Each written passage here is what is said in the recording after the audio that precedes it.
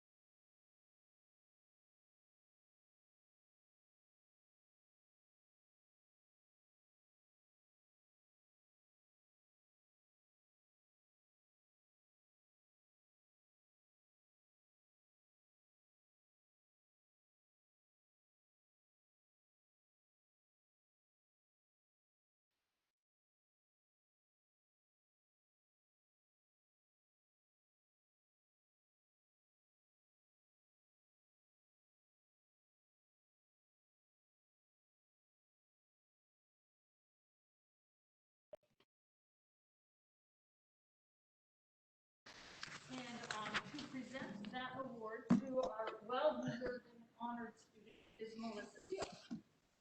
I am so happy I have the honor of doing this because I was able to serve as a panelist on this program, this talk that they ran. It was student run, and it was, I think we had over 50 people following.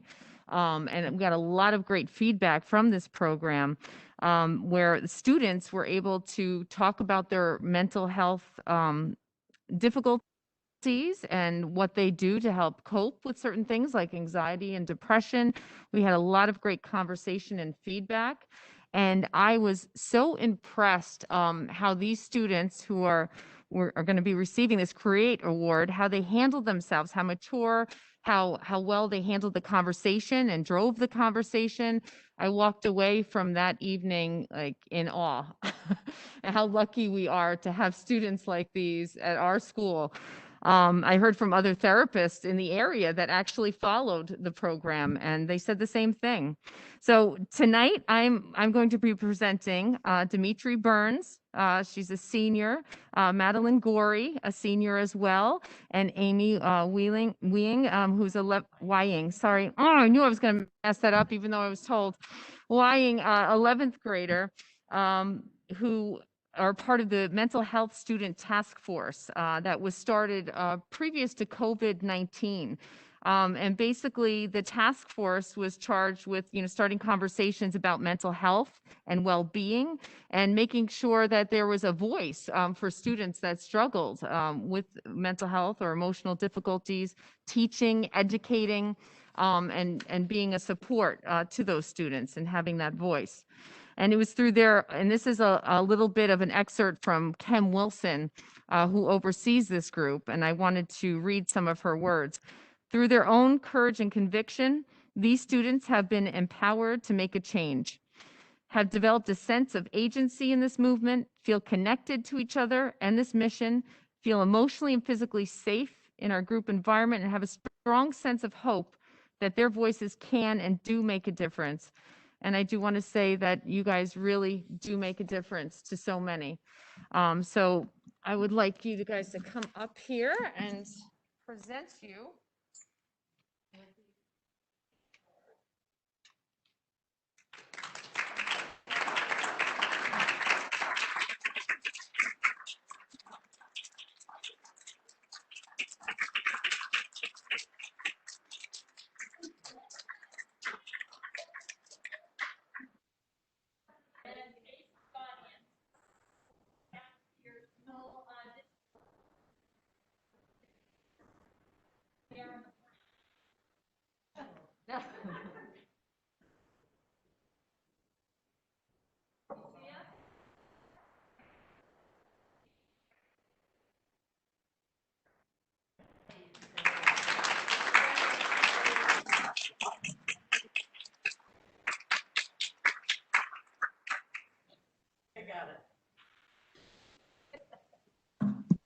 Thank you, guys.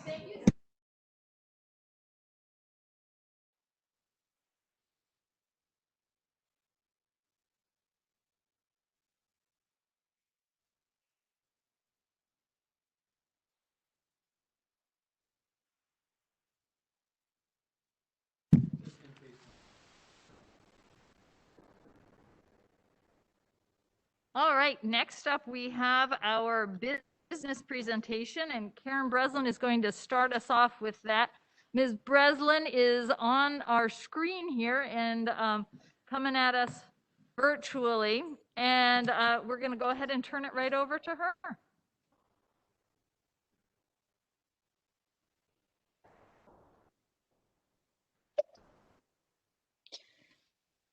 So I believe we have a presentation that Megan is going to be hitting play for. And yep, here we go. I will mute myself.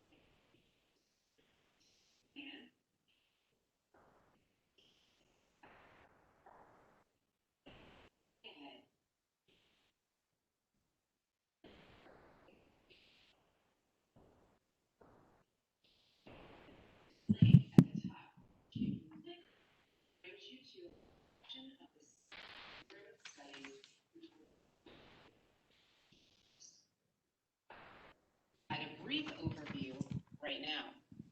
We start with a 10-week keyboarding class delivered to each 8th grader.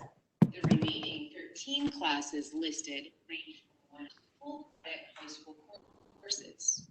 Our department offers 7 college credits through SUNY Adirondack, and students can earn a 3rd unit of math by taking accounting. We also offer 5 credits of business as a viable path to achieve an advanced Regents diploma. We are excited to offer a new course, Building Wealth and Investing, which is highlighted in yellow at the bottom. We'll have more about that a little bit later.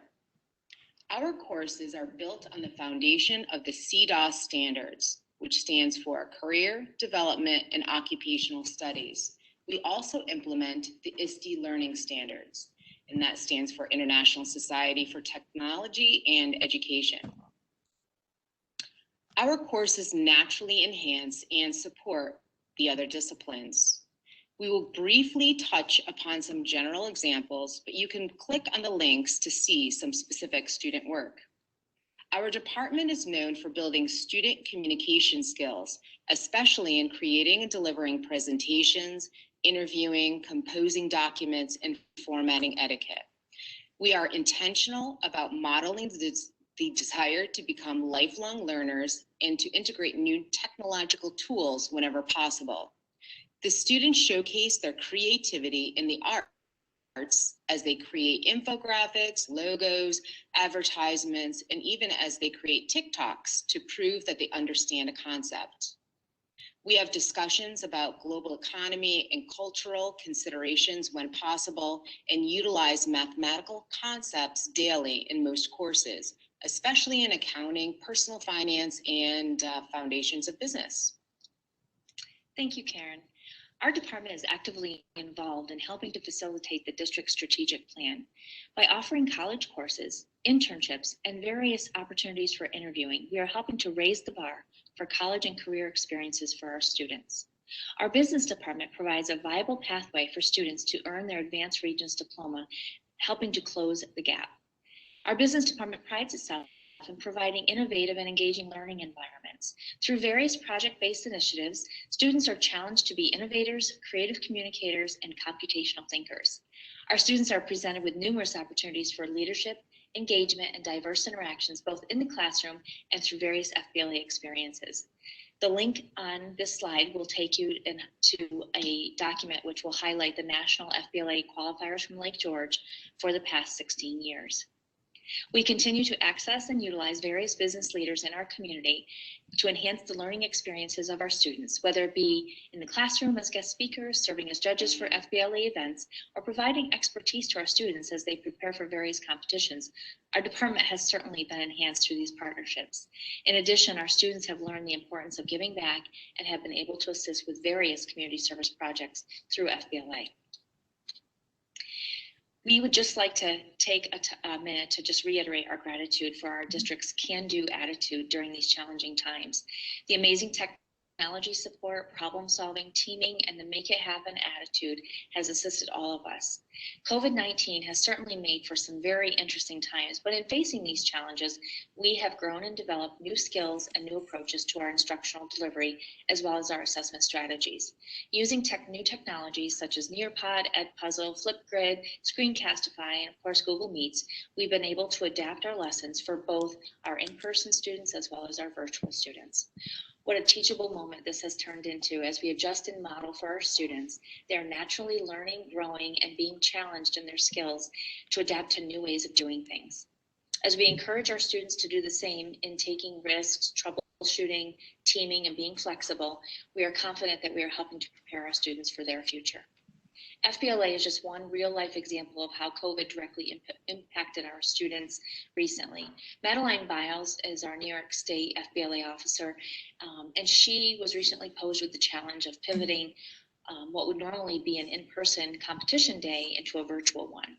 Through her knowledge of Google Meets and breakout rooms, she was able to coordinate with judges across our region, as well as student competitors from various schools, to make a very successful virtual competition. A couple of you actually assisted with that endeavor, and so you got to experience firsthand how that event went. And so as we look forward to this year and beyond, we are excited to announce that we have a new course that we're going to be building and developing this summer, and it's called Wealth Building and Investing. The course really kind of arrived organically through our personal finance course that we began a couple of years ago. In teaching the course, we realized that there's so much content and just not enough time to cover deeply and thoroughly the very important topic of investing in wealth building. And so for this reason, and as an answer to a huge amount of student interest, we wanted to take an opportunity to enhance and ensure that our students are prepared and understand the importance of future financial planning, starting early, the power of compound interest, and how investments work. And so our new course has arrived. Obviously, that lends itself to us restructuring our current courses as well as updating our curriculum all the time for changes in the real world and most relevant topics that our students need to know, and that will continue. We are looking forward to continuing to provide leadership opportunities and experiences for our students, improving connections in our community networks, and modeling the importance of being teachable, as well as being lifelong learners with a growth mindset. Karen and I both maintain professional memberships throughout our region. We're members of Business Teachers Association, as well as the Business and Marketing Educators Association and the Work-Based Learning Program. We both enjoy taking courses and participating in professional development opportunities, and we're very thankful for the support that you as a board give our staff in those endeavors.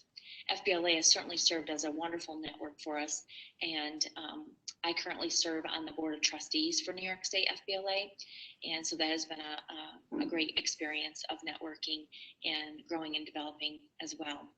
We both are advisors for FBLA here at the school, as well as our school store, and we just want to say that we are thankful and we appreciate the encouragement from our school district, as well as you, the school board, which has allowed us and our students many opportunities, and we just want to thank you for that, and we'll welcome any questions that you might have at this time. Thank you so much. Board members, do we have any questions? I don't have any questions. I have a comment. I was fortunate enough to be a judge at the virtual event that you were talking about, the FBLA competition, and it was very impressive to it was so well run, and it was something that was brand new. So I enjoyed getting to see kids from from schools around us, from other districts, and see how they adapted to the technology. And I got good instructions as a judge on how to adapt myself to use the technology. So it's really great. And the other thing, I'm so impressed with the variety of courses that we offer. We're a small district, and I think that's it's an impressive variety of courses, and I think that's really important that we have that kind of offering as a small district. So thank you for your work on creating another course based on a need that you saw. Thank you very much for that. And I just wanted to make a mention that FBLA has allowed us to offer courses that we would not be able to offer for a small school. So for example, there are 65 different competitions that the students may compete in. And if we don't offer that class here, so for example, supply management, and if we don't offer that, they're still able to take a half-year independent study, and we mentor them as they're learning independently. And so they're learning a lot of different courses that a small school normally would not be able to offer them. So we're very, very fortunate that way. And so we really thank the board for their continued support of our department and of the FBLA program.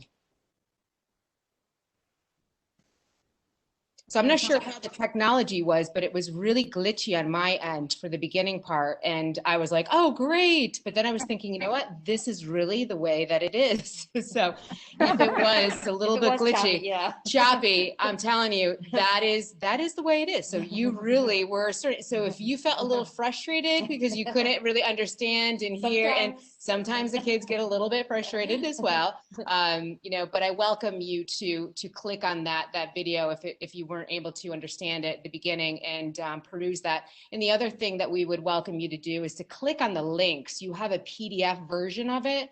And if you click on the PDF version of some of the links that we have in the presentation, you'll be really impressed with the work that the students have provided and what they've done, even on TikToks. I mean, you know, a variety of different, you know, mediums. So it's really cool.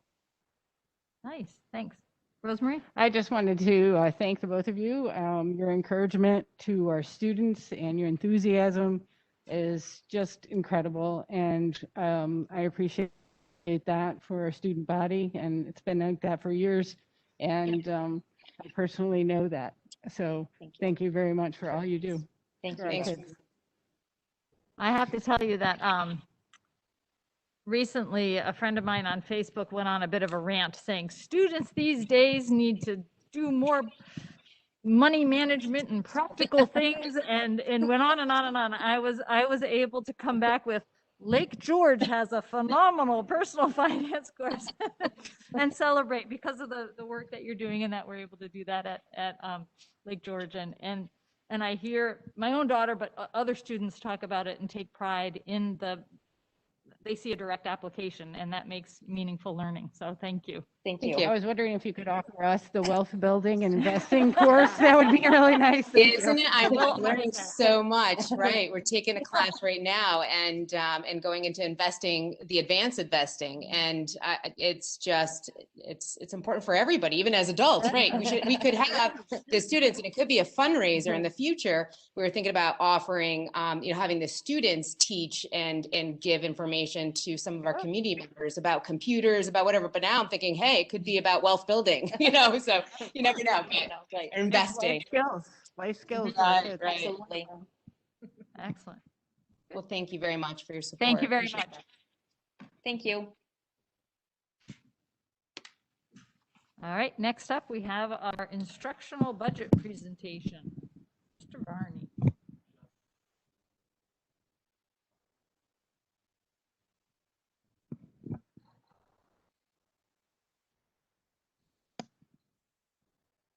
So first of all, I'd like to thank Lynn, Fran, Jim, and Megan, and the whole leadership team. This comes together from, you know, in various pieces from all over the district, and everybody's been very helpful in putting this together. I feel like I'm very confident that with our instructional budget, we've accomplished the two main things that we need to do when we budget, which is one, put forth a top-notch program for our kids, and two, have respect for our taxpayers, which especially in Lake George provide the lion's share of our resources. And I'm very confident that we've done that.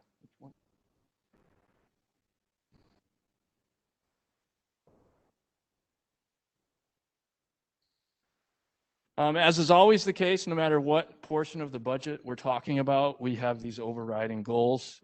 First and foremost, our mission drives us. You know, no matter what we're budgeting for, we need to keep our eyes on the prize, which is to provide personalized opportunities, to develop students into leaders, lifelong learners, and global citizens. And we have to keep those three sub-goals in mind as we move through that process. We want to make sure that things are aligned to K-12 standards, as well as the myriad of mandates that we're subject to in education. We want to make sure our learning facilities, our workplaces are safe, and we want to make sure our budget is sustainable. So we're never budgeting just for this upcoming year. Our budget really is looking for years beyond that as well. And most importantly, and you just saw a great example of this with FBLA, is we want innovative, engaging programs that jazz up our kids and make them want to be there. And certainly that's something that we're accomplishing here in Lake George. From a 30,000 foot view, what we're talking about with this portion of the budget is a little more than half of the budget. Last time we talked about non-instructional services, talking about our instructional services tonight. And the following presentation in April, we'll finish up with undistributed, which is just a accounting term for basically our debt service, interfund transfers, and employee benefits is all included in that. So tonight we're talking about the 52%. There are 4 subcategories with our instructional budget. The first is administration and improvement. That's basically the principal's offices, their salaries and their staff, supplies and contractual services that they need, as well as the things that we do to improve upon the things that we do, professional development. And certainly in this budget, we've maintained the professional development that we're accustomed to here in Lake George. We have a lot of wonderful opportunities for teachers to explore and become better in their particular area. A couple of things that I'm highlighting, and these are just 2 of many programs that we're continuing, are the Positive Coaching Alliance program, as well as the Leader in Me program in the elementary school. Another component, and the main component of our instructional budget, is teaching. What's included in this is salaries for both buildings, teaching salaries for both buildings, as well as supplies and contractual services and BOCES services. Also included in this category is tuition for our out-of-district placements. We've been able to take advantage of attrition in this budget. We've had, in this particular section of the budget, there were 7 retirements. We are looking at not replacing 4, potentially 5 of those retirements. However, we're not cutting any programs, we're not cutting any services. We've been able to maintain everything that you're used to in the past. There is expected to be an increase in our out-of-district placements. So our tuition costs have gone up for students with disabilities in this area of the budget. For instructional media, again, we want to maintain all our programs and services. What we're talking about here are library services and instructional technology across the district. We're making some significant software and hardware upgrades. Part of that is to comply with Ed Law 2D. And part of that is we're virtual desktop interface, and Megan, correct me if I'm not explaining this right, but beforehand, if students wanted to use CAD or the Microsoft suite of products, we had to buy separate devices for them in school to do that. With these hardware and software upgrades, they'll be able to access that software with the MacBooks that we're already buying for them. So we won't have to buy extra devices. And we want to continue our MacBook replacement program so that we have well-functioning MacBooks for our one-to-one program here. So that would include upgrades for teachers and students.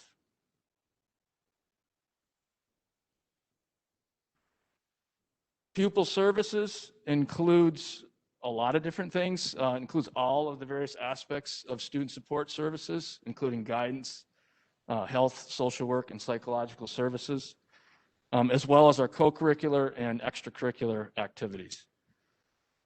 We had 2 retirements in this area. Both school psychologists, one in the high school, one in the elementary school, are retiring, and we're replacing one of those. We're going to replace in the elementary school. For the high school, we are going to contract on an as-needed basis to fill that gap. And what we think we might be able to do down the road is to continue that, and then maybe after next year, or maybe in 2 years, as some smaller classes transition to the high school, some larger classes graduate, that K-12 position, or the elementary school psychologist would transition into a K-12 school psychologist. And that's going to depend on, we still have, a second phase of this retirement incentive, and we'll have a better idea of what things look like next year. But we're also going to need to, looking forward next year, transfer some guidance services back to the elementary school as well. So that would be part of that long-range plan that we've all talked about. And also, the typical things, Kyle has his rotating schedule of teams that we purchase new uniforms for, which we're continuing, as well as various pieces of athletic equipment. So we want to improve upon those things, as well as Vex Robotics. And, basically, as I said, the budget, I would expect we might be able to have a budget that's a 0% increase. But please understand, we're not getting rid of any programs and services, being able to do that.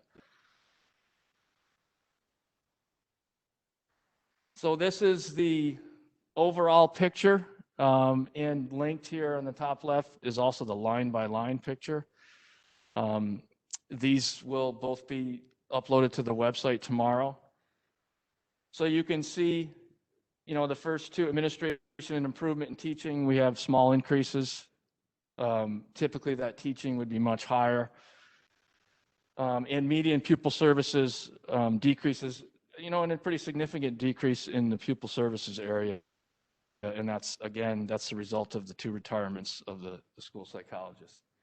For a total budget to budget in this category of a 0.7% decrease from last year. And looking at the distribution within this category, it's exactly the same as last year. Okay.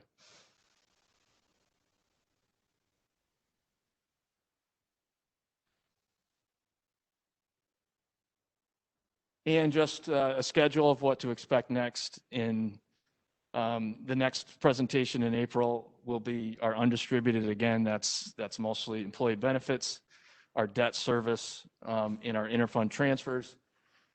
And then the revenues budget, and hopefully by that time, we'll have a much better idea of what our state aid situation is going to look like. It looks like we're going to have a federal COVID stimulus package passing soon, in which case, hopefully that will make it more likely that we have a state budget on time by April 1st, and we know what our revenue situation, exactly what it looks like in time for this next presentation.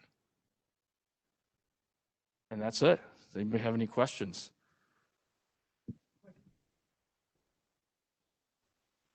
With the reduction in teaching through attritions, has that affected class sizes? I would say no. Yeah. Okay. That's good, because one of the hallmarks of Lake George's individual instruction and small class sizes, which has been a great thing for you. Yeah, absolutely. Thanks. My question is that the TOSA role, does that fit neatly in one of these categories, teaching and administration, and or do you divide it out? So their stipend would be included in their salary. And so, if they're already an elementary school teacher, and they're getting, well, I should say, somebody like Jamie who gets a stipend, all of hers would be in students with disabilities, but it's going to be included in the teaching section. Okay, so Yeah. so even though that she has a foot in pupil services, that would be calculated in the percentage of teaching, because that's a classification. Correct. Right. Yeah, it's all based Yeah. on what their teaching budget code is. Okay, That's where they are in the budget. okay, Yep. thanks. I'd like to just the class size question, and this might be just a broad question, not but Yeah. do we as a district have a target maximum that we try not to exceed class sizes in the age level? Because I know we have some really large elementary classes, right? And so, I mean, piggybacking on that, I'm not sure if that's just a bottleneck that'll work itself out. I mean, obviously class sizes coming in are smaller, but I was just curious. I didn't know.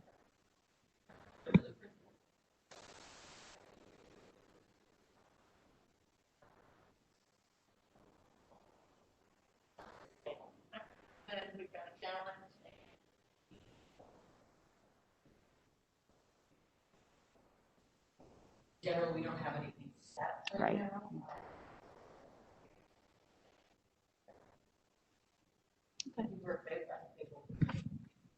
Got it. Anything else? Okay. Thank you so much. That was great. Next up, we have Mr. Conway with the elementary update. I feel like I'm going to sing a song.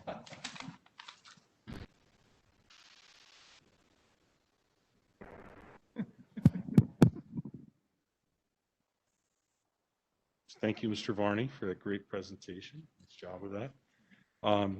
It's hard to believe, but we're at the 1-year anniversary of when COVID hit last year. It was Friday the 13th, which we're closing in on this week.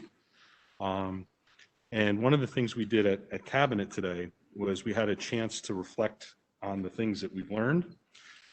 There's a lot of things we didn't structure our conversation around things that we didn't like about this, because that would be a long list.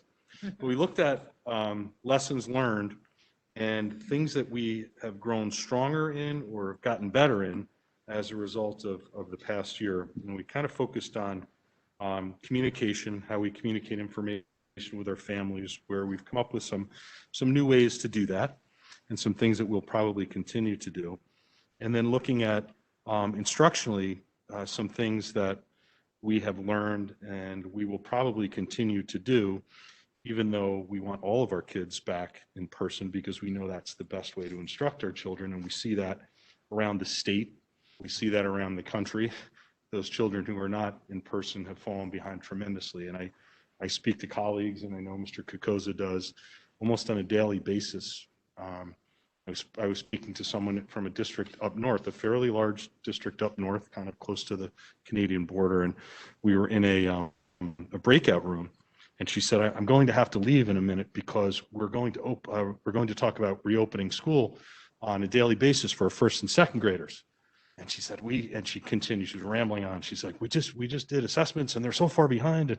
And we've only been having them come in for half days, 2 days a week. And I'm thinking, I'm very thankful for the support that we've had from our Board of Education in allowing us to provide a safe environment for our students and for the work that our staff has done, because our kids are learning every day and they're doing tremendous things. So I thank you for that and share that it's not the same everywhere, and we're doing some really good things for our kids, and it's taken a lot of work to do that. And again, we have grown in certain ways, and we're not going to forget what we've learned, and we're going to continue to grow. But boy, we want our kids all back in person. We got about 5% of our kids that are virtual right now as of today, which is a very, very small number. Some staff recognition that I've been able to share at the building level, but want to make sure that you're aware of this, or if you're following the Twitter feed, you might see that. But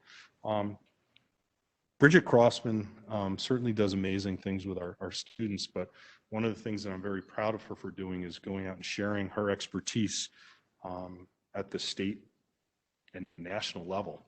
She's an amazing ambassador for our school district with the work that she does with our students. And recently she presented at a conference, the School Library Connections Conference, on how to keep reading during hybrid learning. And what she presented are things that she has utilized with our own students and things that were in the book that she recently had published and spoke about at the national conference. So she does tremendous work for us, and I know that you join me in being very proud of the work that she does for her students. Anna Zibro, as you know, is filling a long-term leave at sixth grade and was just recognized as the TCT Teacher of the Week last week. The nice thing with that is that's a recognition where your students submit a nomination, and it's well deserved. She's doing a wonderful job with our students. And then finally, Channel 13 runs a program called Top Teacher. If you've seen Elaine Houston, she runs those segments on Channel 13. And 200 people were nominated earlier in the year, and Andrea Daly is one of 13 people to get recognized, one of our amazing reading teachers. And when I get more information about when that segment will be on, I'll share that with you, but it should be airing in April at some point. And I know that she'll want to highlight her students, which will be exciting to see. Some events that we've had recently. Last month, we continued with the St. Jude's Mathathon. Ray Chandler had started this program years ago, and we're 20 some odd years into the program and have raised probably close to $150,000. And Sarah Brontes has taken over supporting and ensuring that this continues. And this year we raised just under $10,000, which was the highest total we've ever had. So it was pretty exciting for our students, and maintaining a tradition that's been in the school for many years. And if I think about that, we've been able to maintain a lot of events this year, including our recent math night. We have PARP going on now, which we call March Mania, which we've had some different twists to make it work for us, but that got underway this week. We're going to be having a social studies fair, not the traditional fair where people come in and see the projects, but sharing some of the work that's going on in the classroom in different ways with families. So projects, and we talked a little bit about this today, in some cases a device going home where the student now is sharing with families, hey, this is what we're working on in class, or some of those projects are posted online, but each grade level having an opportunity to bring that social studies fair home to share that with the family. And that's kind of been a shift where we've ensured that the families are connected to those events. Even though we're doing them virtually, we've tried to involve our families in them. I think they appreciate that.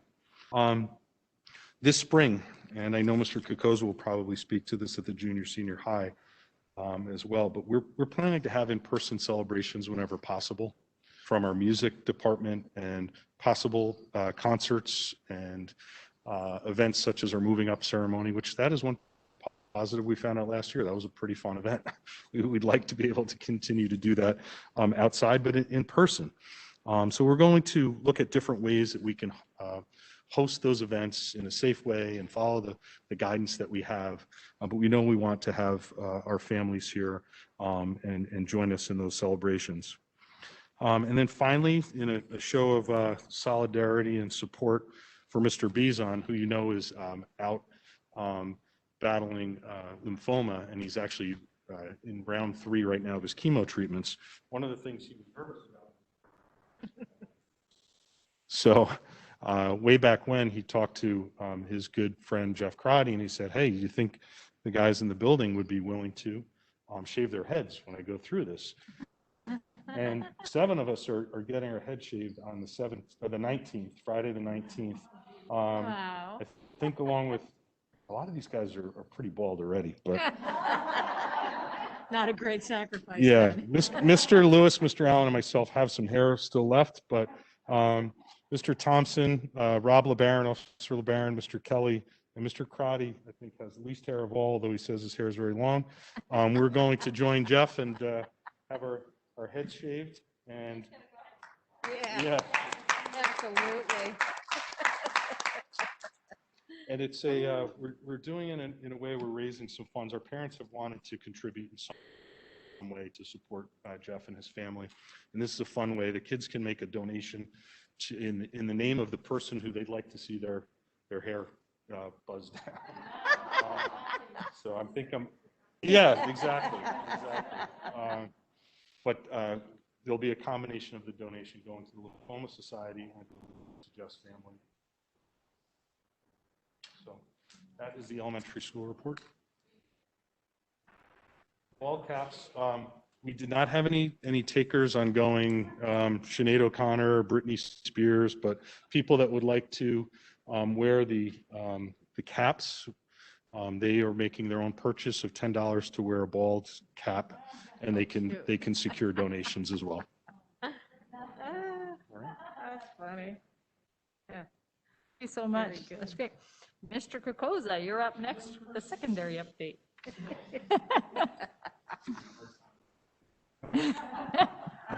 Just dating yourself, that's all. Yeah. Hi, good evening. just one bit of advice, knowledge that I know you would appreciate. Karen and Brenda, one of the reasons why they were remote this evening was they were additionally, Tuesday evenings are their grad courses. So it was actually their last, right, they're taking a class currently while they were doing your presentation. Oh, for gosh sakes. So they were multitasking, and I wanted to have you say, what else are you guys doing tonight? And they could have, right. So just a very quick update about several topics. One, our forum, our shared decision-making body is looking and currently working at Senior Give Back Day. We will run a Senior Give Back Day this spring. And that being a forum initiative, we have secured about 13 locations at this point, and there'll be more that our seniors will be converging upon in early June. Rock Solid, we are looking at some changes to our Rock Solid program. At this point, the proposal is that our 12th graders, our seniors, will start working in the fall with 7th graders as opposed to 9th graders.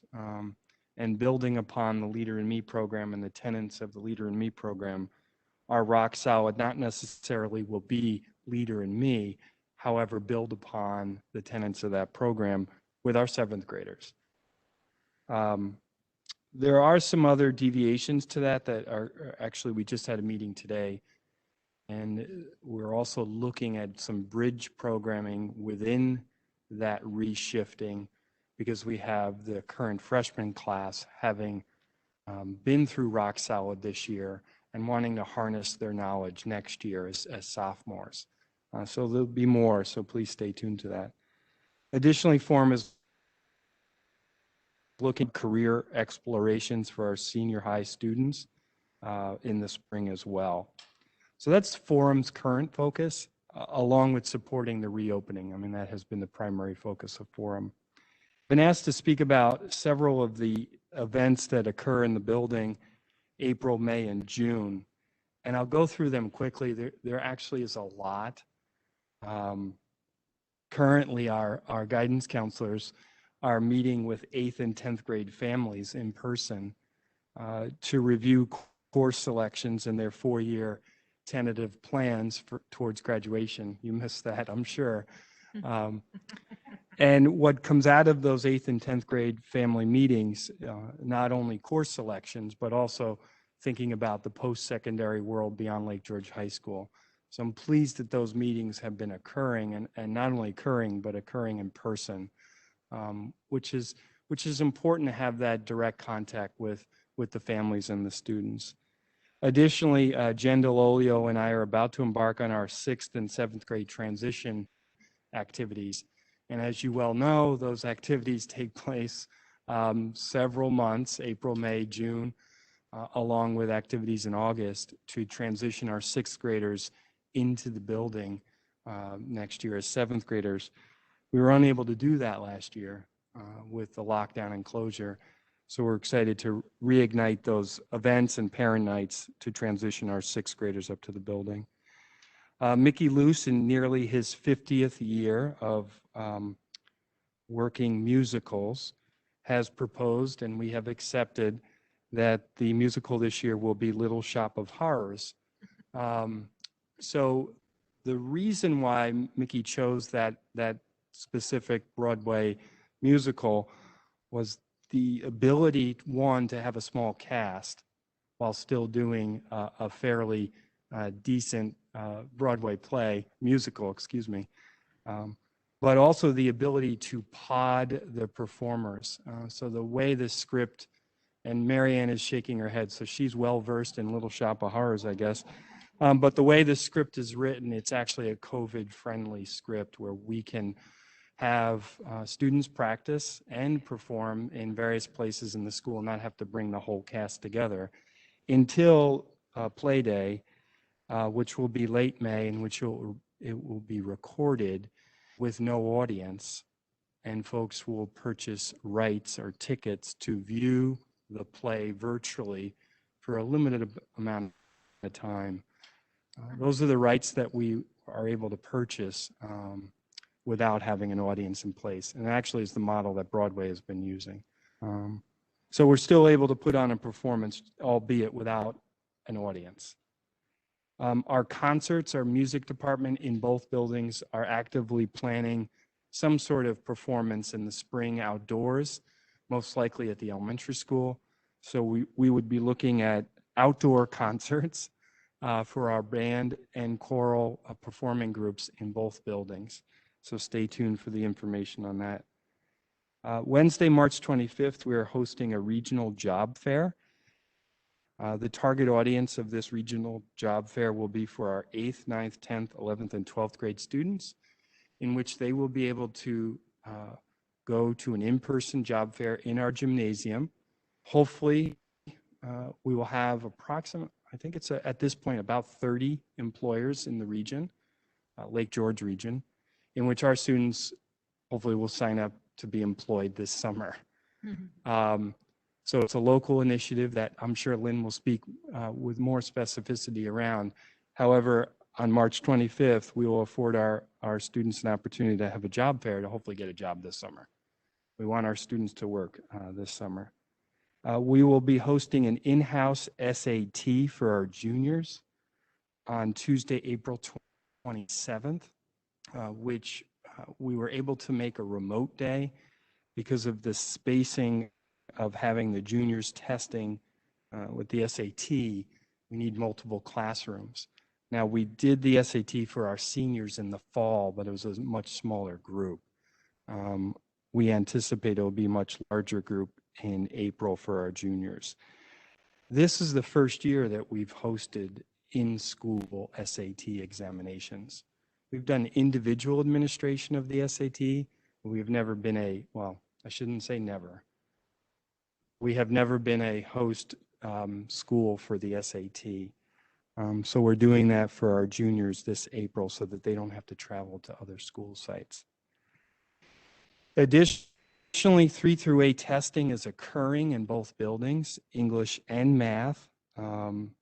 English being in April, math being in May, and those will be some interesting considerations that we'll have to figure out how to, here at the high school, run our normal schedule with high school students in the building and still be able to physically accommodate spacing to run state assessments with COVID. In the month of May, we will be doing our advanced placement testing for our AP courses. They have completely thrown a lovely curveball to us, allowing student choice in the type of administration, whether they do in-person and computer or paper-based, and multiple days that a single exam can be given. So that's another interesting aspect in which we'll be planning a lot of logistical things to pull off our AP exams, some of which we may actually do off-site like we used to do at the firehouse. Additionally, Regents testing most likely in some form will be occurring. So we will be administering our June Regents exams and World Language Checkpoint exams. Again, all of that testing, COVID spacing concerns and considerations still need to be in place while you're running a full schedule, 9-period schedule. So it's an interesting dynamic. However, because of our size and our building's capacity, we're able to make those things work. You may hear other schools unable to do that because of their population and or their building size. And Janine is shaking her head yes, so she understands what that is. Currently, we are in the midst of our fall 2 season and the overlap of the winter season coming to an end and our fall 2 season beginning. And shortly in late April, early May, we will begin our regular spring athletic season. It is an exciting time in the building this past week, and I'm not sure if the staff who are present experienced it. However, normally 2:30-ish, the building is dead and there's nobody around. At least that has how it's been more or less this year. Since fall two and sports has been reactivated. It's a much more active building from 3:30 on. In fact, both buildings, in fact, last night, the policy committee got a little taste of what's going on in the buildings, because as we were walking out at 7, 8 o'clock after PTSO, there were students walking in to go into the gymnasium and practice there. So it's a very active utilization of our buildings right now.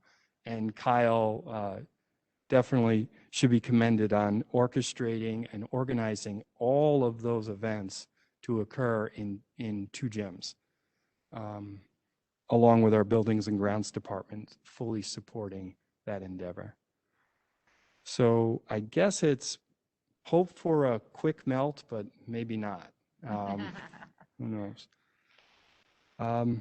All important, I know, on your minds about some very significant events regarding the prom. So here's where we're at currently with the prom. The junior class has nearly unanimously voted, the junior class, to move the prom to next year. So the juniors have decided that they're going to cut their losses for this year as 11th graders and push it to senior year. Their next decision will be, do they want to have it in the fall of next year or the spring? But I do know at this point they have moved it to next year. The seniors, however, were unable to have their prom last year with lockdown and closure and the restrictions in place, not only last year, but this fall and this winter. We were unable to pull off, as every other school, to pull off a prom for the seniors who missed out last year. So the seniors have voted and chosen and received the ability to host a prom on Thursday, June 3rd. So it's Thursday, June 3rd at Highland Country Club. So I say that with the knowledge that we are on an ever-changing world and situation. The current regulations that are in place by New York State require testing of every individual that enters a banquet facility based on the capacity, along with very specific rules around dancing and the service of food. If those considerations are eased, it will make the event a heck of a lot easier for us to pull off and a heck of a lot more enjoyable for our students to have a closer to normal prom. If they are not eased up by June 3rd, we most likely will still be able to pull it off. We have to figure out how to test all of those who are COVID test, those who are attending, and then figure out how to keep students potted as they dance in a 4-hour event. So I just throw that out there. It's a very interesting thing.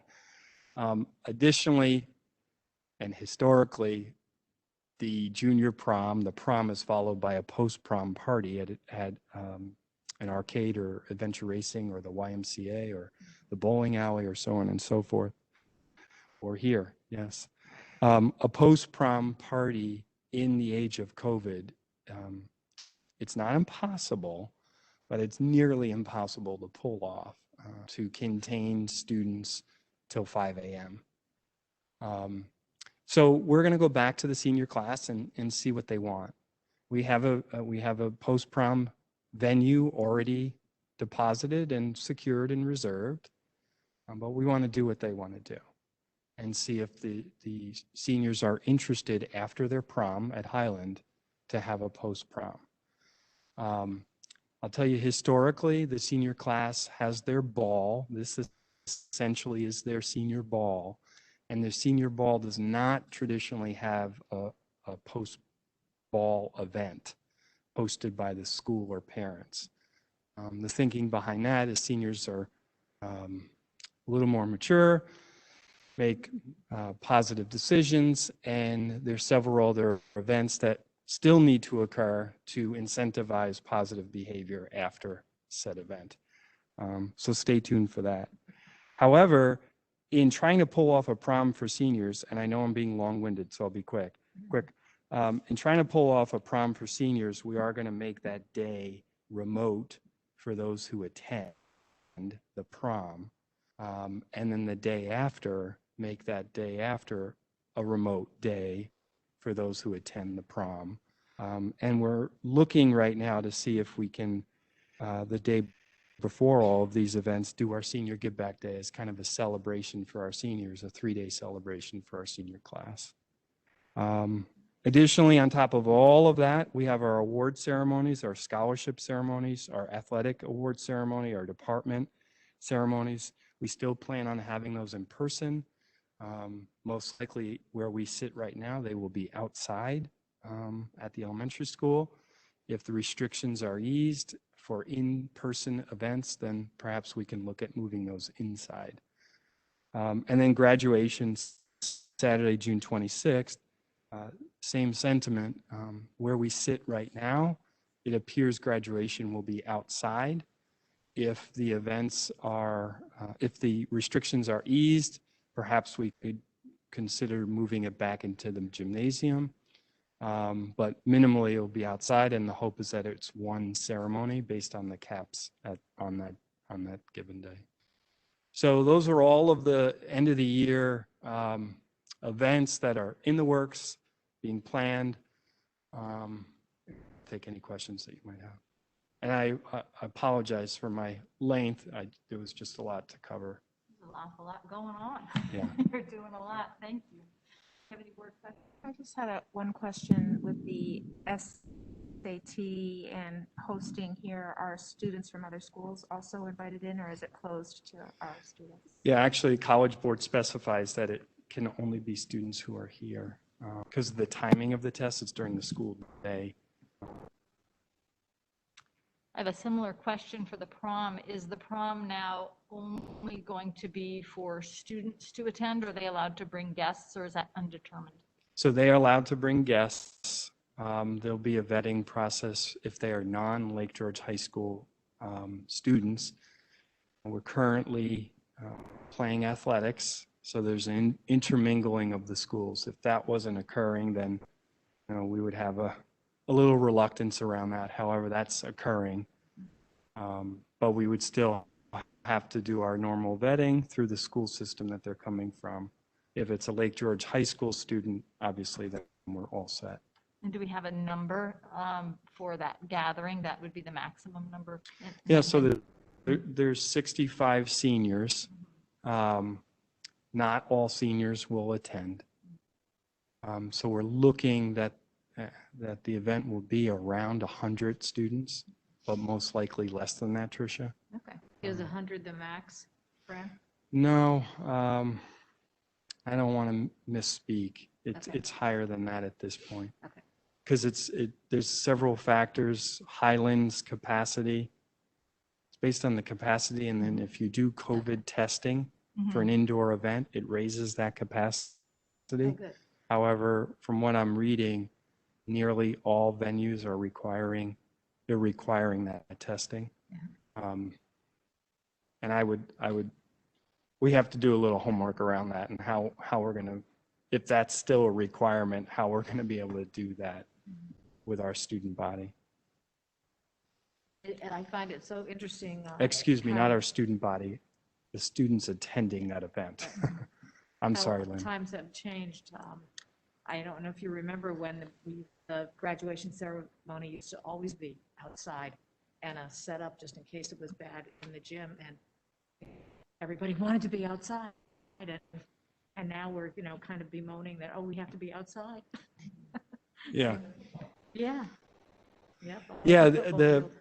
And I really and truly felt last year's ceremony was incredible. Oh, I thought it was lovely. The stress of not having a backup plan. So when you do an outdoor event, Right. if we had the gym as our backup and we could immediately pivot to the Right. gymnasium, well, we would do it outdoors every year. Oh, yeah. Not being able to do that you have to default to a rain day, and nobody's happy around that. You know. No. So the weather is a huge factor. Thank you very much. Okay, Fran. thank you. Good work.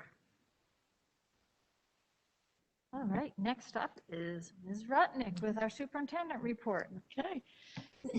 Well, I think that Jim alluded to it, that we are coming up on a year from when we all gathered and couldn't imagine anything really that's going on. I think that I just remember some of the things being said, you know, and scratching our head like, you know, oh my gosh, this is crazy. We're all overreacting. And, you know, here we are now a year later. So my first thing that I want to say is thank you, that my, you know, gratitude bucket for all of you for supporting the work that needed to be done. My team for taking care of the people who needed to take care of the people, to take care of our students and our families. And thank you for the students and families who have come along, and we have all exceeded, I think, any innovation barometer that we thought we could have had when we started this a year ago. So, you know, I think it's time to start doing a little exhaling and talking about opening up our buildings a little bit more for events. And I hear a lot in discussions, both in Lake George and with my colleagues, about getting back to normal. And, you know, as the lead learner of the district, I don't want to go back to new normal. I don't want to go back to normal. I think that we would miss a really big opportunity if we just said we've gone through this and we're just going to go back to normal. I think there's a lot to be learned, and I loved the reflection that Mr. Conway brought forth too about talking about what we've learned. And I hope moving forward past the strategic plan and into looking past COVID, I don't think that our masks are going away. I think we have some new variants, but I think there's a lot to learn about the fact that our world pivoted and what we're going to need to prepare our students for in the future. That's a conversation that I'm excited to have once we heal a little bit and exhale a little bit. So I'd be remiss not to say thank you to everybody, and congratulations on the most incredible year we'll probably see in our lifetime in the history of education.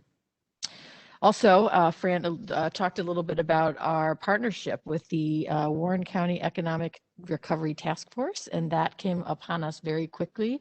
They reached out to me to be the lead supervisor for Warren County. I've been working with my colleagues, and sorry, Fran, but I reached out to Fran and said, will you join this partnership as the lead principal? And he has just done a fabulous job connecting with his principals through the principal, what's it called, the group that you meet with?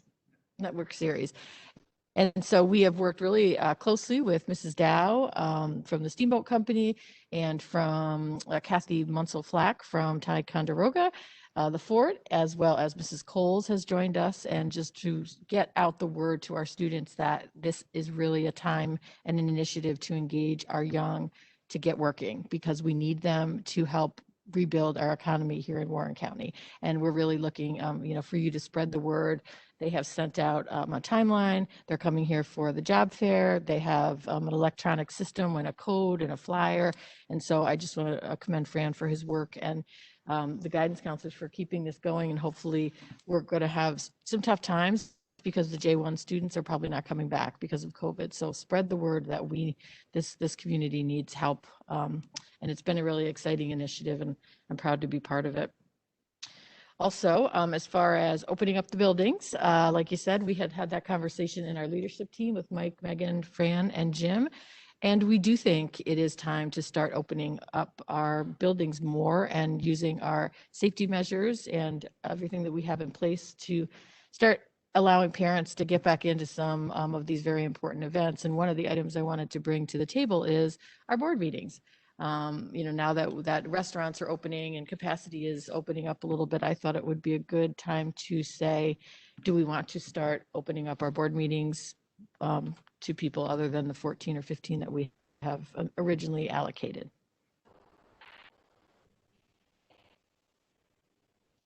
Is based on distancing in this particular room, right? Mm-hmm. And so if we were to open it up, would it be that we would shift to the auditorium so that we could still distance? I think now that they have opened, you know, the parameters on the spacing and distancing has changed. So I think we have to relook at that to see if we can fit more people here without the 6 foot social distancing. So we can do a review here and then maybe share that out in one of my Thursday themes to start. If we need to go to the auditorium, we could look at something like that. But I just think it's time. I think it's time to start opening up. But we have I think we're at a 2% infection rate here, so we're really going in the right direction. And they just came out today. Don Lehman said we are the #1 community, Warren County, for getting at least not most, but the highest percentage for one vaccination. And that is just something to be applauded. So we can do that and do a little space audit, Mike and I, and see if we can send something out to the community, say, come on, we miss you, and come on back. And then I also just wanted Mike to give a quick update that we are going to hold a vaccine clinic here. Yes, Walgreens is coming.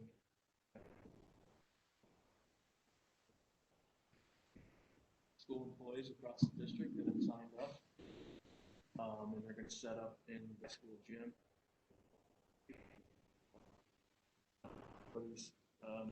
Scheduled for 2 people every 15 minutes to get their one and done vaccination, and excited to welcome. Thank you so much for setting that up. Yeah. Yes.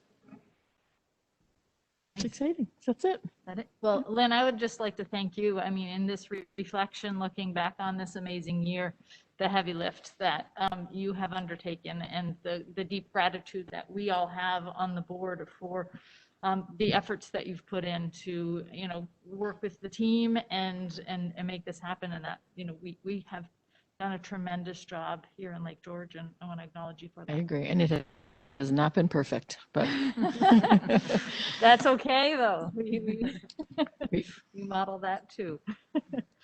All right, moving on to the Audit and Finance Committee report with Lynn King. Audit and Finance met on March 4th. As usual, we reviewed the treasurer's report and looked at made sure all accounts were reconciled and reviewed. Mike always keeps us really up to date on all of that. Of most note, our claims auditor of many, many years. I don't know exactly how many, do you, Mike? It's a long time, yeah. Mary Agnes DeMeo is going to be retiring. Obviously, she just deserves a great deal of thanks. She has been around and done a great job for Lake George. So she will be missed, but we're very fortunate. Lynn Durway, who was a retired business official and actually did serve as a business official here for a couple of years, is going to step in till the end of the year. And then Nancy Duell, who will be retiring, is going to be preparing to step in to be the claims auditor. So it should be a seamless transition with all that experience and people that are aware of Lake George. So that was fortunate for us. Mike worked very hard to put a good retirement incentive together. 8 staff members have decided to take advantage of that, and 5 or 6 of them will not be filled. All those positions will not be filled for next year, correct? Yes. Okay. Working hard on the instructional budget, as you heard this afternoon. I don't need to, or tonight, certainly don't need to talk about that. We're reviewing the long-range reserve planning, and we'll have something more to report toward the end of the year. We are putting together a bus proposition, and policy 5140, which only came to audit and finance because it dealt with some money issues, is still a policy and is being tweaked. That's my report. I can maybe have a card for Mary Agnes if you want to stop by and sign it when you're in, and we can say thank you because she's been here Oh, a long that's time nice, for yes. service. So I'll pick up a card if you want Thank to you. stop in. Excellent. Thanks, Lynn. All right, next up, I have a report from the Culture and Climate Committee, which just met on Friday, March 5th. We had a discussion surrounding some of the current national and local attention to Native American images in sports and mascots. We've also been contacted as a district by some local newspapers and also the National Congress of the American Indian about this topic.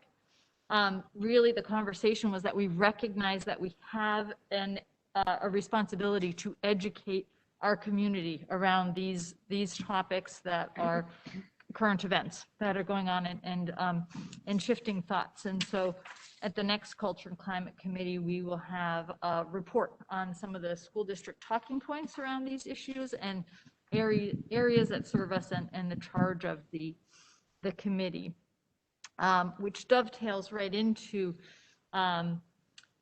the NYSBA has put out as a recommendation a policy called Equity, Inclusivity, and Diversity in Education. And so we had a brief conversation about that, and the Culture and Climate Committee would like to recommend to the Policy Committee to actually look at that policy, consider it for adoption or adapting it for Lake George. And then we had a conversation about, what do we do and how do we approach the actual inclusivity just when somebody expresses that they have felt that they've been excluded, and that, how do we live this charge? And one of the pieces that Fran brought to the table was that we actually have a student who has a proposal for an advocacy gallery, which is artistic expression of advocating for different issues. And we're hoping at the next Culture and Climate Committee to hear a little bit more about how that proposal is being supported. So it was a great meeting, and we're hoping to meet May 7th. We still have to get the confirmation from all members that that's a date that works, but that's the hope for the next meeting. Any questions? All right, thanks. Moving on to the Curriculum Committee report, Rosemary Earl. Hello. The Curriculum Committee met on February 9th. We heard a presentation from Jen Johnson and Brian Thompson from the math department. It was real enlightening. It talked about the vertical alignment K-12 and also how the instruction in Lake George is aligned to the next gen math standards. And I've attached their presentation to all your minutes so that you can look at it. They have a nice flow chart that they're showing about the classes they offer in the high school and in the elementary school. And it was a really good presentation, and that was it. So, any questions about that? Okay, thank you. All right, thank you very much. Moving right along to policy with Mary Ann McKenzie. So for policy this evening, we've got two policies up for second read. They are 1331 duties of the clerk and 7420 sports and the athletic program. And I do want to point out that sports and the athletic program went to first read last month, and there was an additional suggested revision since that time. It was one sentence was modified to make the language to promote greater inclusivity, and essentially changed the language from both sexes to supporting opportunities for all students without discrimination on the basis of sex. So that was a change, but it's still able to move to second read tonight. We have two policies up for first read. One is, both of these came to the policy committee by Erie One update. And the first one is gender neutral single occupancy bathrooms. This is a new required policy by law, and it stipulates that all single occupancy bathrooms in the district be designated as gender neutral, or for no more than one person at a time, or for family assisted use, and that they be labeled as such. The other policy for first read is 1330 appointments and designations by the board. And that was reviewed electronically. We had a discussion. We did have our policy committee meeting last night, and we just discussed the one line item, which was similar from the audit and finance policy 5140, the line of the board authorization of budget transfer limits, which Mike is researching and will help us settle on a limit that is reasonable and responsible. So as I mentioned, we had our policy committee meeting last night, and my minutes are not included on the agenda tonight. They'll be present next month. But we noted in our meeting that policies that we have started to review electronically, Title IX and sex discrimination and non-discrimination and anti-harassment in the district. We've set those aside for the moment because we have learned that policies that are associated with those are about to be updated by Erie One. And so we will, they're impending, and we will wait for those and review them, resume that when those updates come in. We addressed complaints and grievances policy last night. We had made suggested language revisions that were reviewed electronically, and were provided the opportunity to comment and discuss further last night. And again, what was reviewed, there were two components to it. One was the policy itself, and then there was a procedural companion document. And there was a general consensus that the language was understandable and in line with the meaning and intent of the policy. We agreed that the next step is to seek input from our legal counsel to make sure that the language and content is adequate from legal perspective as well. We discussed the uniform grant guidance, otherwise known as UGG, and Mike, correct me if I don't get this right. There is, based on a manual issued by the Association of School Business Officials, Mike is currently researching and working on a document that outlines how we manage our federal grant funding. And it's likely that this document is best situated in policy, but we'll know more about that in the future with pending your research. Did I get that right? Yes. Okay. We discussed last night policies, use of email in the district and duties of the treasurer. And both of those policies, the discussions generated further questions that we need to get some follow-up on before we can move those forward. And then we discussed policy 3410, the district code of conduct. And this policy came really to our attention for a handful of reasons, including the fact that it is the district code of conduct is referred to in a handful of policies that are currently under our review. Additionally, conversations in our current culture and climate committee meeting last week, there were points raised around code of conduct, civility protocols, et cetera. And further, Superintendent Rutnick has requested that the policy committee consider creating a new policy, an anti-bullying in the workplace policy.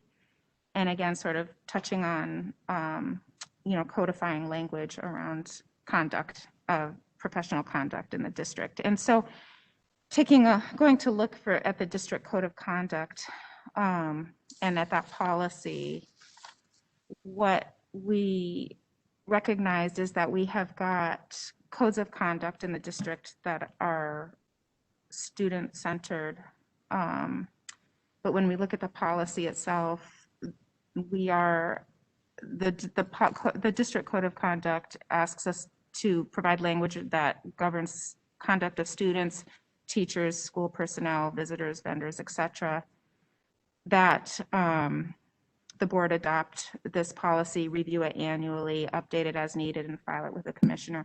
So what we discovered really is that I think we identified a need to address some components of this policy to make sure that we're meeting the necessary requirements.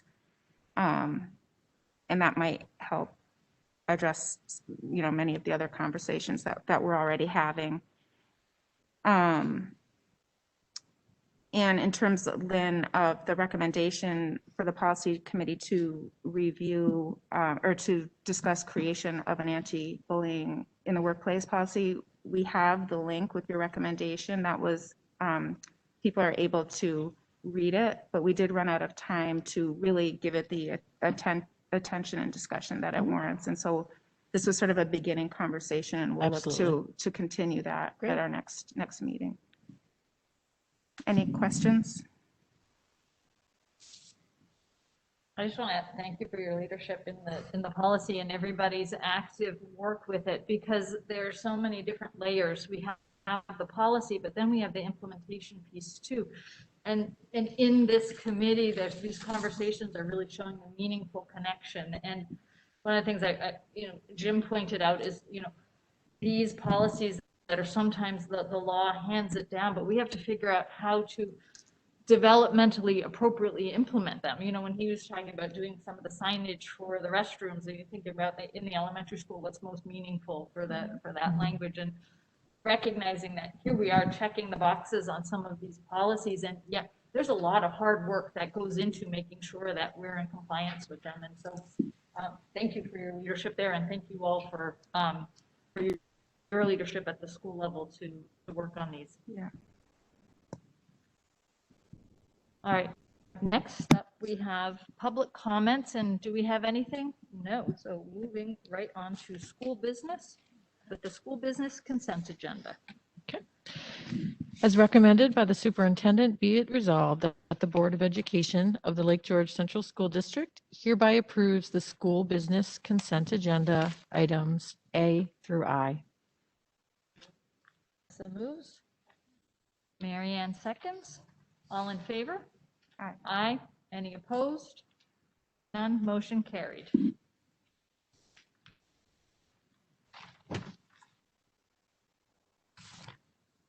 Okay, moving on to faculty staff recognition. As recommended by the superintendent, be it resolved that the Board of Education of the Lake George Central School District hereby approves the faculty staff consent appointments items A through D. So moved. Mary Ann moves. And a whole bunch of people second. Katie seconds. Okay, all in favor? Aye. Aye. Any opposed? No. Motion carried. All right. Next up, we have the Board of Education comments and discussion, and I want to pass the baton to Lynn King, who is going to talk a little bit about our board retreat. Well, I want to thank you all for taking the time, and it's always important to do board work like that together. And I think meeting with Dr. Brooks has been good for us. And I don't know if you had a chance to look at your emails, but he did send his kind of compilation of what we talked about when we were together on Thursday, and he was very pleased to work with us. And we need to just decide moving forward, do we want to continue some work with him, or do we want to put that aside for now, or that's really what the board discussion needs to be tonight. Right, so I can get back in touch with him and we can either move forward or do something different, or. Yes, I thought it was beneficial. I liked meeting with Dr. Brooks, but I think we just got started. So I would recommend a further session so we could discuss more items and kind of dive in to some.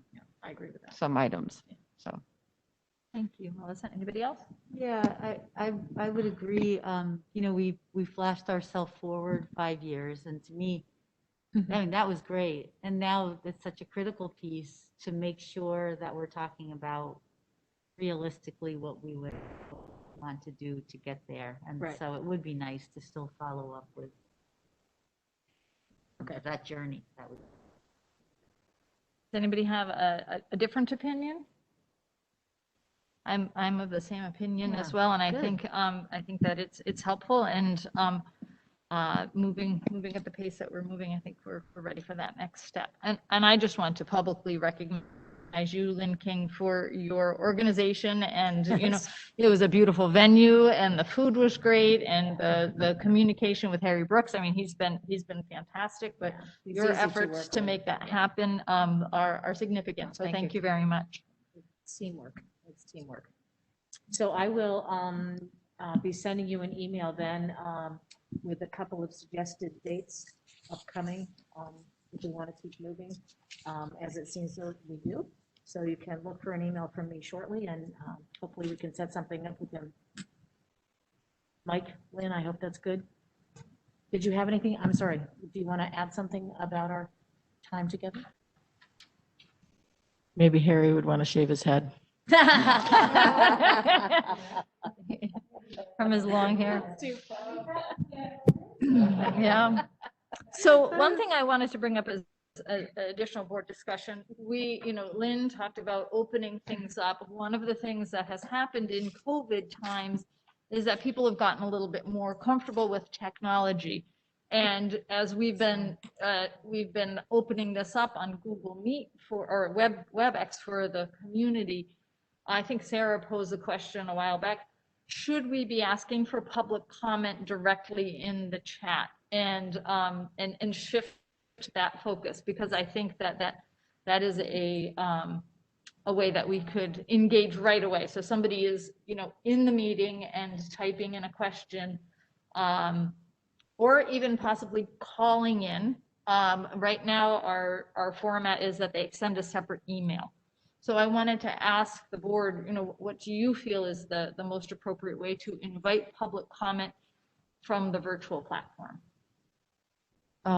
My opinion is I think it would be better if we had it in the chat section because people are already engaged in the meeting, and to have it right there instead of going to opening up the email, sending the email. I just think it would encourage more communication and more comments. And of course, we want to open that up to the community as much as possible, make it as easy as possible for them to comment. So I would be for that. Yeah. Anyone else? Different opinion? Yes.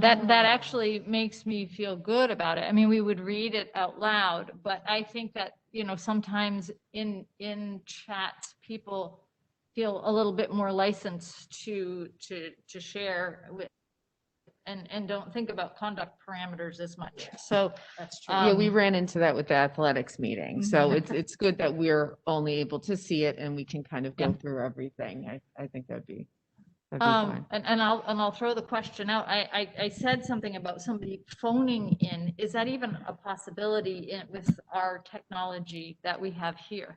We don't have that technology right now for the ease of that. There's no, okay, so I would say that right now, then I think what we could do is open it up on the chat for the next board meeting. And that's we can talk about that and see how that goes and publicize that onto the website. Okay, excellent. Thank you. Trish, when you were talking about opening the board meeting, I'm assuming we would still have to have some sort of RSVP so we would know what the numbers were, and there is a capacity limit, right? Right. And if we do another space audit again to see if we can fit more people in here, then we would update that and send that out. Yeah, because that would be exciting Yeah. to have people, and I'm all for it. I just want to make sure that we were still within our Absolutely. guidelines. Well, I think we need to think about this anyway, knowing that we have board elections coming up. And so, it might be a good idea to look at the venue across the street or, here just to see how it would work and see who would come, because we can spread people out there. But that also, there's a lot of coordination with Fran, there's coordination with Jim and Mike around cleaning folks, but we need to start featuring out that too because of how we're going to do the board. What do we call it? The meet the candidates candidates, night, yeah.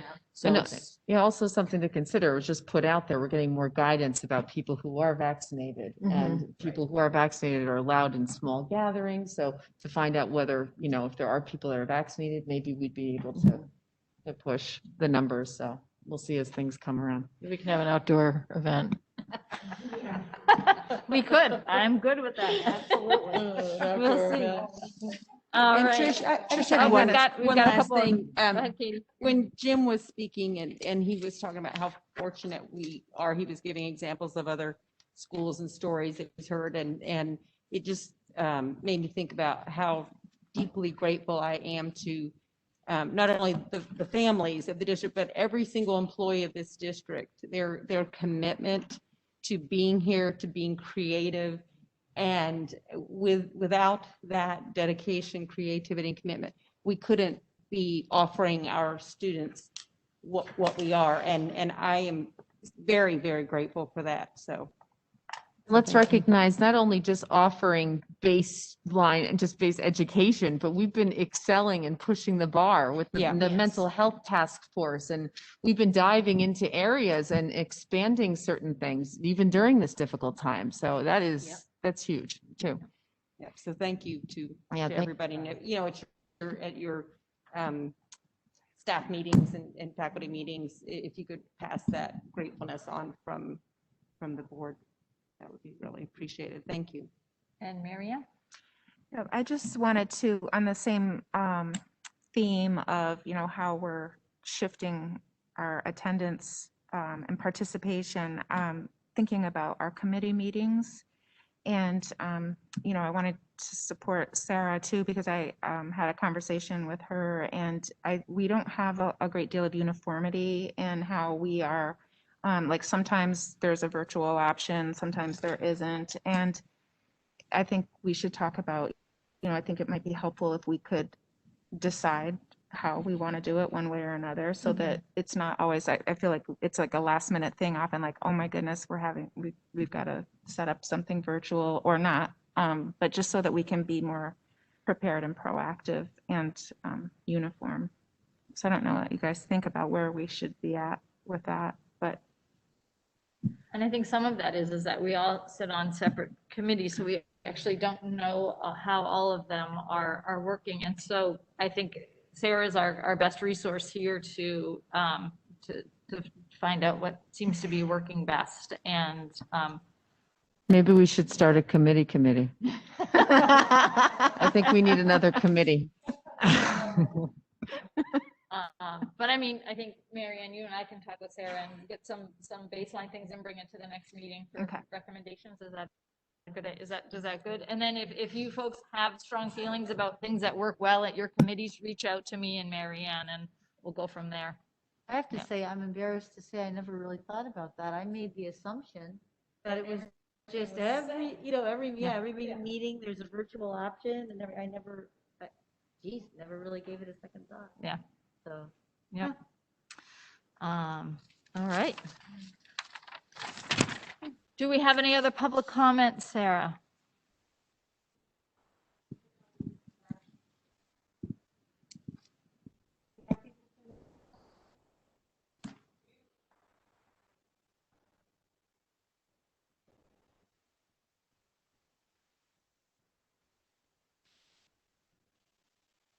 Okay, no public comments right now, so I'm going to go ahead and make have a motion. Can we get a motion to propose an executive session for the purpose of discussing employment history of 2 individuals? So, Lynn second. King moves, Melissa seconds, and we do not intend to come back out for any decisions afterwards. 3 individuals. Okay, I'm going to amend that, and so I'm going to say it again. Can we get a motion to go into executive session for the purpose of speaking about employment history of 3 individuals? Second. Okay, excellent. Lynn and Melissa. Great. Oh, sorry. All in favor? Any opposed? All right, we're going into executive session. We do not plan to come out and deliberate any further. So we'll end the meeting after that.